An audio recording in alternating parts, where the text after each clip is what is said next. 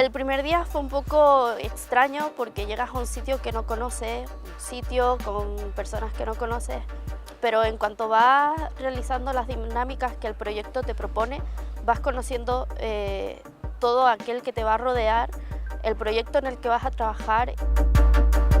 Durant l'experiència jo he sentit molta incertesa, però també s'ha de dir que m'han ensenyat molt bé a gestionar-la i a no sucumbir a la incertesa. La sensació és inquietud, no?